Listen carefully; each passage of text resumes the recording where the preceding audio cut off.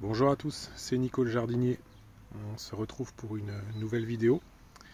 Et aujourd'hui, comme vous pouvez le constater, on va parler des tomates et de la manière dont il est nécessaire de les enterrer. Alors, que je vous montre, c'est assez simple. La tomate, vous voyez, là j'ai une tomate cerise. Donc j'ai mon pied de tomate cerise, comme je suis dans ma serre qui n'est pas chauffée, mais ça suffira pour éviter tout désagrément. Donc là, vous voyez, je vais essayer de vous montrer, de faire le point. Hop, voilà. Vous voyez ici, j'ai tout un tas de petits poils, juste aux premières feuilles. Les deux premières feuilles qui sont sorties de terre à la germination. Et donc, tous ces petits poils, il va falloir que vous les mettiez en terre. Parce que ce sont potentiellement des racines. Et que votre pied de racine, de pied de tomate, quand il sera bien enterré, et qu'il aura plus de racines, il sera d'autant plus fort, il résistera d'autant mieux aux maladies, aux intempéries, bon là sous la serre on va dire plus à la chaleur, en cas de grosse chaleur, et il vous donnera de meilleurs fruits. Voilà. Donc il n'y a pas grand chose à faire, hein. C'est vraiment de toute cette partie, avec des petits poils, de faire en sorte qu'elle soit sous terre. Donc ça veut dire que quand vous creusez votre trou, hop, je vais faire le point. Bon là évidemment je vais retirer le plastique, hein. Mais vous faites en sorte que la terre vienne jusqu'ici. Faut pas avoir peur. Vous retirez les deux feuilles ensuite pour éviter les maladies. Mais faut pas avoir peur de mettre la terre jusqu'ici. Alors j'ai creusé le trou encore un peu plus profond. Pourquoi? Parce que tout simplement, je vais y mettre de mon fumier composté. Que voici. Voilà, donc vous avez du fumier composté. J'ai envie de vous montrer la marque. Vous prenez une bonne poignée. Voilà. Que vous mettez dans le trou. Alors si vous avez du fumier, frais, vous pouvez faire la même chose. L'avantage de ce fumier là, c'est qu'il va se décomposer très lentement et que les racines vont se prendre dedans, donc elles auront du nutriment, des nutriments, des apports en phosphore notamment, en azote et en phosphore pendant très longtemps. Ce qui ne vous empêchera pas d'en remettre une fois que les pieds se seront bien enracinés. Voilà, ce qui fait que du coup, hop, je vais pouvoir mettre la terre jusqu'ici. Et ensuite, j'ai déjà prévu, je l'ai fait pour les pieds de tomates qui attendent ici, j'ai prévu mes emplacements sur ma serre. Voilà. Donc tout est prêt. Il n'y a plus qu'à. Là, vous avez juste mes pieds de courgettes qui prennent le frais, qui s'habituent, on veut dire, ils vont s'habituer pendant quelques jours à dormir dehors.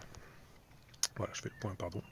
Ça leur permettra de s'habituer et puis de pouvoir éventuellement, d'ici une semaine, quand je serai sûr qu'il n'y ait plus une seule gelée, de pouvoir être planté à l'extérieur de la serre pour celle-ci. Voilà. Donc, écoutez, je vous souhaite un bon jardinage. Je vous dis à bientôt. Et puis, je vous mettrai, là, je pense pas que je parle, vous verrez, je vous mettrai la photo de mes pieds complètement plantés. Voilà. Ciao, ciao. Bon jardinage, à bientôt. Recoucou. Rapidement, je voulais vous montrer, pardon, ce que ça donne. Donc voilà, mes pieds de tomates, comme vous pouvez le constater, sont enterrés. L'avantage que j'ai d'avoir planté mes piquets à l'avance. Alors par la suite, ce que je ferai, pour ceux qui me suivent, vous verrez, j'accrocherai, quand ils auront la bonne taille, j'accrocherai mes pieds de tomates à une ficelle. Et cette ficelle, en plus cette année avec la nouvelle serre, ça va être top. Je pourrais, en renforçant la serre avec un pied central, je pourrais accrocher mes pieds de tomates, ainsi que mes pieds de concombre qui iront sur le côté, pour les faire tenir. Mais en attendant, pour les faire monter bien droit le long de ces piquets, je les ai plantés à l'avance. Alors tout simplement, c'est pour éviter qu'une fois que les pieds se sont bien enracinés, de venir les casser, les abîmer, en plantant les piquets après. Ce serait dommage. Voilà. Donc on résume, je vous embête pas plus longtemps. En tout cas, je vous remercie de me suivre. N'hésitez pas à faire passer et à cliquer, à mettre un pouce. enterrer suffisamment profondément pour pouvoir avoir un maximum de... J'ai le petit rouge-gorge qui est derrière. Je vous montre peut-être que vous allez le voir. Regardez, il n'est pas farouche.